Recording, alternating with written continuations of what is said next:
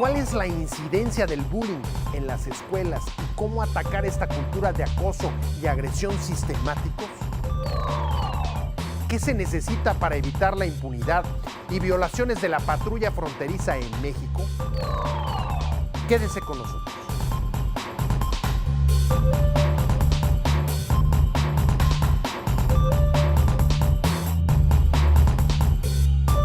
Buenas noches. Usted y los asuntos que le interesan son parte de esta agenda.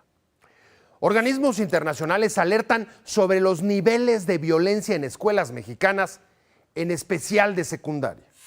Por su parte, el gobierno federal y estados hacen leyes, campañas e incluso crean unidades especiales contra el bullying, como en la Procuraduría Capitalina.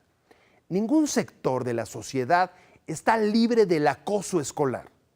Es una tendencia que no distingue raza, religión ni posición social y en algunos casos es un problema de salud pública. La preocupación que genera puede verse también en la película Después de Lucía, con la que México va en busca del Oscar tras recibir un premio en Cannes. La crítica francesa destacó que el tema y el tono de la cinta como un golpe fuerte y duradero para el espectador. Desde su nacimiento, el cine ha sido un vehículo para crear y cambiar estereotipos culturales, algunos de los cuales, como el machismo, están detrás de la violencia en las escuelas. ¿Cuál es la incidencia del bullying en las escuelas y cómo atacar esta cultura de acoso y agresión sistemáticos? De este tema nos habla Judith Hernández en el siguiente reportaje. Burlas, insultos y agresiones en la escuela se convierten para muchos estudiantes en un martirio cotidiano. Entraba, lo primero que llegaba me daba un golpe y yo no le decía nada. Entonces en eso toda la clase me pasaba a molestar, me aventaba cosas, papeles, basura. Llego al salón y me empiezan a decir de cosas, o también me empiezan a pegar o a decir o a maltratar, o me avientan luego la mochila y me hacen así de cosas. La violencia entre alumnos adopta diversas formas. Pues ahorita está muy de moda que agarran entre dos de los niños grandes y lo balancean a un chiquito y lo avientan así en el patio, ¿no? Como si lo fueran a aventar en una alberca, pero en el patio. Los zapes, cobrar para pasar así en el pasillo, para ir al baño, esconder o robar cosas. Es una modalidad de discriminación que afecta a todos. Sí se puede dar por su apariencia, por su género, pero es universal. Aquí, como nosotros lo hemos explicado, no hay una situación donde se enmarque el color, la raza, la nacionalidad, abarca a todos. En numerosos casos, el acoso escolar o bullying persigue a los estudiantes durante años. Cuando iba en la primaria me pegaban todos y cuando yo no les hacía nada y me empezaban a insultar y no me han dejado de insultar. Fue de antier, de que me llevaron a una calle y me empezaron a golpear y acá tengo un moretón. Una práctica que en fechas recientes se ha incrementado de forma alarmante en nuestro país. Tenemos un problema muy grave. Hoy ocupamos el primer lugar de acuerdo a la OCDE. Hoy se calcula que 7 de cada 10 niños lo han sufrido en alguna etapa de su vida. O sea, puede ser desde kinder hasta preparatoria. No quiere decir que todos los niños ahorita en el mismo año escolar lo estén sufriendo. De acuerdo con la Comisión Económica para América Latina y el Caribe, 40% de los estudiantes mexicanos de secundaria han sido víctimas de robo en su escuela. 25% han sido insultados o amenazados, casi 17% han sido golpeados y 44% han vivido un episodio de violencia. También los grados escolares en que se presenta el bullying se han ampliado. Hasta hace 2 años comenzábamos a tenerlo a partir de primaria. Primaria, en secundaria sí se elevaba bastante, en preparatoria como que se estandarizaba un poco y tendía a la baja, y en profesional no existía, en las universidades no existía. Lamentablemente hoy en día tenemos desde preescolar, desde 5 años ya tenemos casos de bullying y ha alcanzado hoy en día, sí, hasta los universitarios. El incremento en los casos, aseguran los expertos, se debe básicamente a 3 factores. Un miedo colectivo por las condiciones de inseguridad que mantiene a los niños a la defensiva, la violencia a la que están expuestos en los medios y una erotización a temprana edad. Pues el niño se erotiza, se excita, no sabe ni qué le está pasando y al final empieza a estar nervioso, inquieto y llega pues a la escuela a ver a quién le pega, ¿no? Las secuelas en quienes sufren el bullying pueden ser graves. Me sentía vulnerable, no podía hacer nada, un niño débil. Y luego le digo a mamá que ya no quiero ir a la escuela, que ya no me gusta ir, que ya no quiero ir y así cosas que ya no quiero saber nada de la escuela. Si no hay una atención a estos estudiantes, se puede llegar a tener una afectación en su autoestima. Obviamente la agresión constante, el no saber cómo afrontarla, le puede generar miedo, le puede generar inseguridad.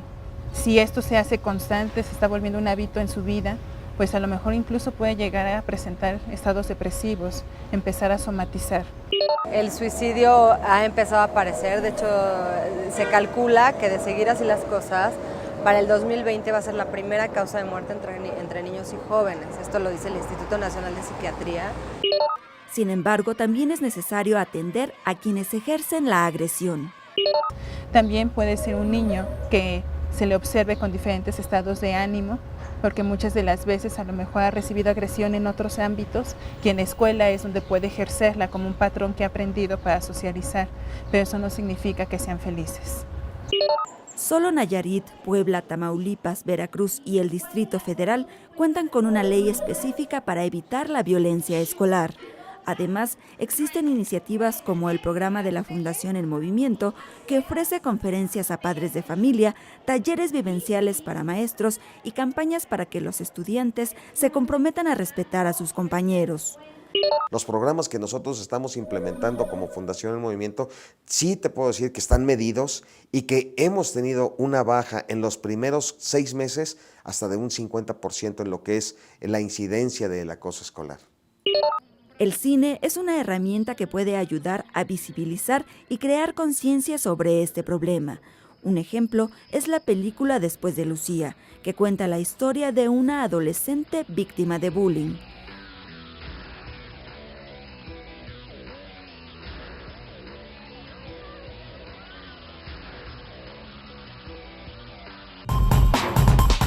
El cine mexicano se ha enfocado en los últimos años en problemas sociales.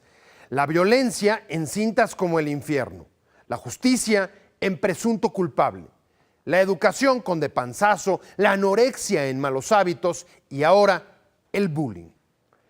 Aunque el director de Después de Lucía, Michel Franco, no pretendía hacer una película sobre bullying, el acoso escolar que enmarca la tragedia de un padre y su hija en la cinta resulta avasallador para los espectadores.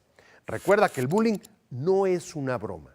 La mitad de los suicidios de menores de edad en el país tiene que ver con esa clase de violencia que en muchos casos es vista como natural o normal por razones culturales.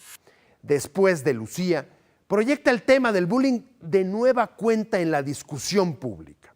Habrá que ver si además logra tocar fibras profundas que ayuden a cambiar conductas como el machismo y la discriminación que generalmente afloran en el acoso escolar.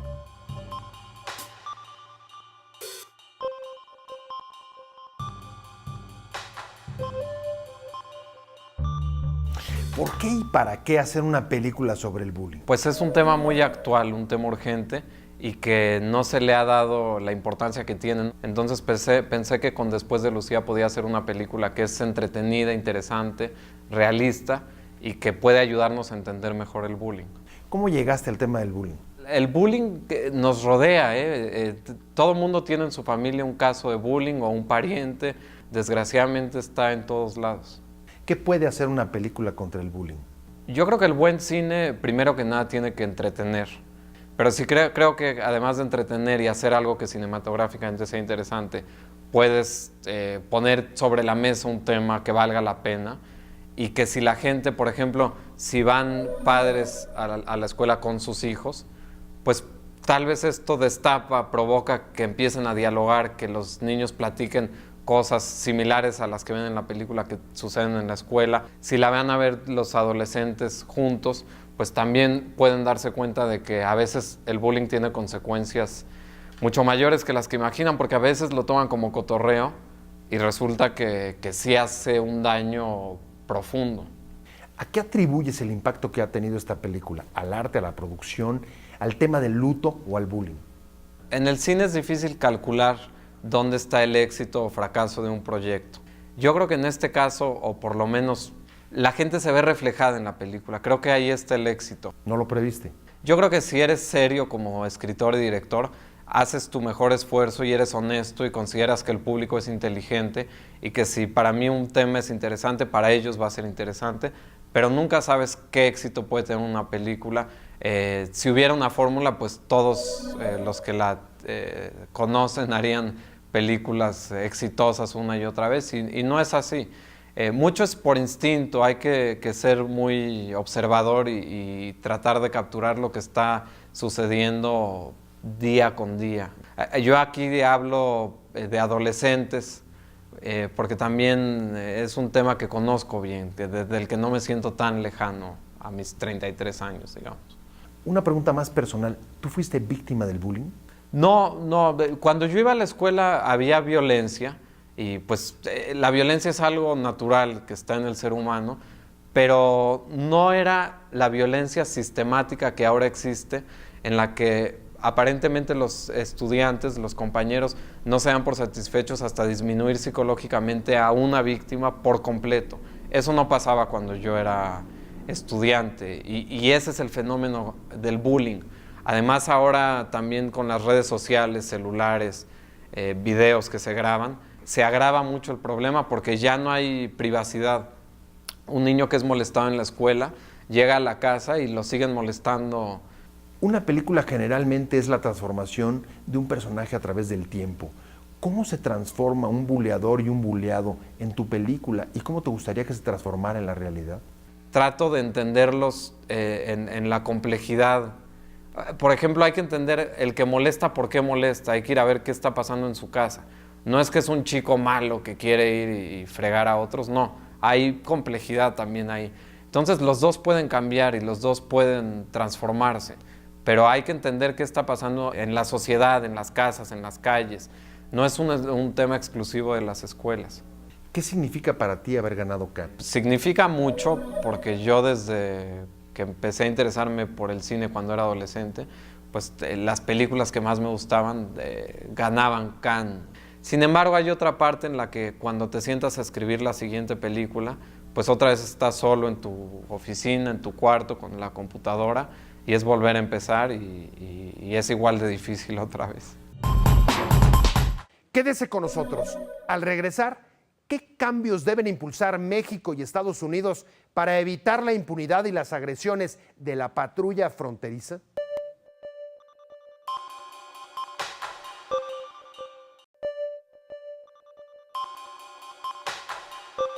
La frecuencia de incidentes que involucran a la patrulla fronteriza en la muerte de mexicanos vuelve a encender la discusión sobre la seguridad y la protección de los derechos humanos en la zona limítrofe con Estados Unidos. El tercer caso desde julio pasado de una persona que pierde la vida, presumiblemente por el uso excesivo de la fuerza de sus agentes, ocurrió apenas hace unos días. Un menor de 16 años, José Antonio Elena Rodríguez, fue abatido en la frontera de Sonora con Arizona. Preocupa que la impunidad genere un patrón de abuso contra los migrantes. En la historia, solo 2 agentes estadounidenses han sido castigados por ello. El respeto a los derechos humanos no puede admitir como práctica normal responder a balazos las agresiones con piedras en que incurren los trabajadores indocumentados, aunque así se acepta en los tribunales estadounidenses, por lo que en numerosas ocasiones el castigo no va más allá de separar de sus cargos a los agentes involucrados. La migración fue tema central en el segundo debate entre Obama y Romney, pero la pregunta que sigue sin contestarse es: ¿Cómo evitar que la tarea de resguardar la seguridad en la frontera propicie abusos a los derechos humanos? Federico Campbell Peña nos habla de este tema en el siguiente reportaje. La frontera de más de 3.200 kilómetros entre México y Estados Unidos sigue sangrando. De julio a la fecha, 3 mexicanos han muerto en incidentes en los que estuvo involucrada la patrulla fronteriza. En 10 de octubre pasado, José Antonio Elena Rodríguez, de 16 años, murió en Nogales, Sonora, al recibir 8 balazos de agentes de la patrulla fronteriza desde Nogales, Arizona. Que fue producto, ¿verdad?, de personas que dispararon del lado americano. Tengo entendido que son miembros de la Border Patrol. Acompañado de otra persona, José Antonio habría depositado un paquete con droga del lado de Estados Unidos antes de correr hacia el lado mexicano. La Border Patrol indicó que el adolescente, junto con otros individuos, lanzaron piedras a los agentes desde Nogales, Sonora. Independientemente de que haya sido producto, al parecer, ¿no?, de actos de carácter irregular o ilícitos, en cuanto a la cuestión de haber pasado alguna mercancía, según los informes que tenemos, pues lógicamente, ¿verdad?, de que no es el conducto, ¿no? Es decir, privar de la vida a un ser humano no es conducto, no es apropiado, no es permitido. La patrulla fronteriza entregó un video del incidente a la Oficina Federal de Investigaciones, FBI. Abogados de la víctima exigieron difundir las imágenes para esclarecer lo ocurrido. Como ocurre cada vez que fallece un mexicano a manos de la Border Patrol, la Secretaría de Relaciones Exteriores emitió un boletín de condena. La Cancillería reiteró que el uso desproporcionado de la fuerza letal en el ejercicio de funciones de control migratorio es inaceptable bajo cualquier circunstancia y exigió una profunda investigación de los hechos. Es una demanda de justicia que sigue sin ser atendida, como el llamado que hizo la canciller en junio de 2011, cuando fue asesinado el mexicano José Alfredo Yáñez en Tijuana. Consideramos de que es desproporcionado usar una fuerza letal ante ataques con piedras y que no resulta aceptable que se dispare hacia territorio mexicano. Meses antes, a fines de 2011, los gobiernos de Estados Unidos y México habían firmado la Declaración Conjunta sobre la prevención de la violencia en la región fronteriza. El objetivo era justamente frenar las muertes en la frontera. Sin embargo, los acuerdos y las protestas frente a la Embajada de Estados Unidos de poco han servido. El 7 de julio pasado, el mexicano Juan Pablo Pérez Santillán murió por los disparos con armas de fuego de agentes fronterizos en el puente que comunica Matamoros, Tamaulipas, con Brownsville, Texas. El 3 de septiembre pasado, Guillermo Arévalo Pedrosa fue asesinado por agentes que le dispararon desde una lancha que patrullaba el Río Bravo, en Nuevo Laredo, Tamaulipas, cuando festejaba los cumpleaños de su esposa e hija en territorio mexicano. Hasta ahora, las pesquisas realizadas en cada caso por la Oficina Federal de Investigaciones, FBI, y la misma patrulla fronteriza, nunca han derivado en el arresto y encarcelamiento de ningún agente estadounidense sospechoso de homicidio. En contraste, al menos 141 agentes de la patrulla fronteriza han sido detenidos en los últimos 8 años por complicidad con organizaciones dedicadas al narcotráfico y traficantes de personas. Hemos visto de que desafortunadamente, a pesar del aumento del gobierno de los Estados Unidos al presupuesto en materia de política antidrogas, desafortunadamente sigue cruzando tanto los mismos niveles de cocaína, marihuana, metanfetaminas hacia los Estados Unidos. La prioridad para el gobierno de Estados Unidos es atender el narcotráfico, no los abusos a los derechos humanos en que incurren los agentes de la patrulla fronteriza. México y Estados Unidos firmaron en 2010 una declaración conjunta sobre la prevención de la violencia en la región fronteriza que los compromete a compartir prácticas sobre el uso de la fuerza policíaca y evitar que la pérdida de vidas humanas se vuelva recurrente. Hasta ahora, ha mostrado ser incapaz de garantizar el flujo seguro de personas en la frontera e impedir la muerte de mexicanos a manos de la patrulla fronteriza. Tampoco ha logrado que los presuntos responsables sean entregados a la justicia. Siempre existen excusas, coartadas técnicas con las que se justifica no presentar cargos contra ellos, como la decisión de los tribunales de considerar armas letales a las piedras. Por eso, los juicios de las víctimas no avanzan y los casos quedan en la impunidad.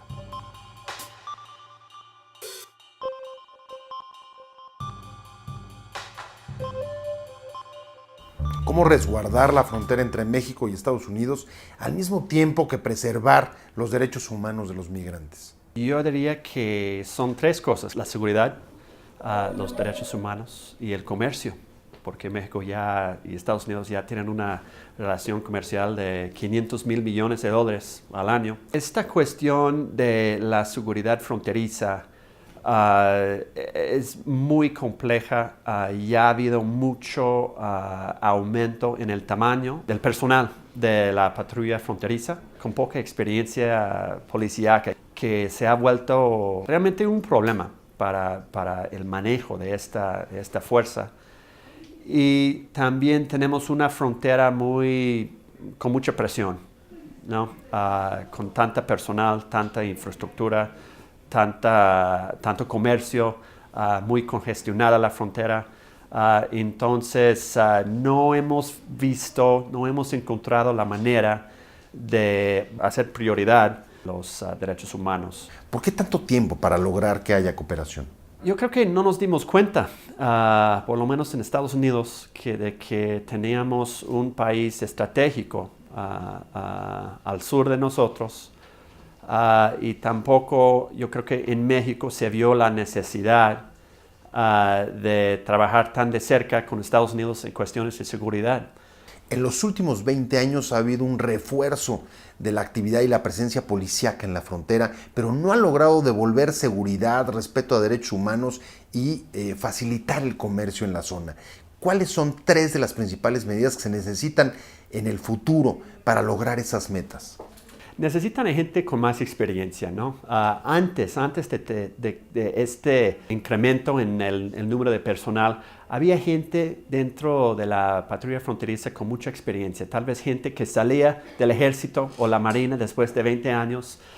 Número dos, necesitamos aún más colaboración entre Estados Unidos y México en esta cuestión de seguridad fronteriza. Tenemos mucho trabajo que hacer en ese asunto, en la cuestión de colaboración entre Estados Unidos, la patrulla fronteriza, y sus contrapartes en el norte.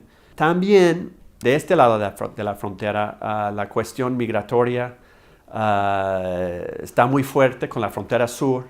Hay toda una cuestión muy fuerte de cuáles son las políticas públicas mejores para el gobierno de México, cómo se puede manejar mejor y cómo se puede bajar la presión en esa frontera. ¿Por qué no avanzan las demandas de las víctimas? ¿Y por qué tampoco hay consignados entre los agentes cuando ocurren esta clase de incidentes? Yo creo que es muy difícil comprobar lo que pasa en la frontera porque son áreas, en muchos casos son áreas muy remotas, o sea, es el monte, el desierto, y estamos hablando de un agente, dos agentes y un grupo de migrantes. Está oscuro y quién sabe realmente qué es lo que pasó. Y también con cualquier burocracia se vuelve muy difícil el intento de llevar justicia. Hay una sobreprotección de la misma justicia de Estados Unidos de esta clase de agentes, por ejemplo, cuando dicen que las piedras que reciben muchas veces de los indocumentados son armas letales.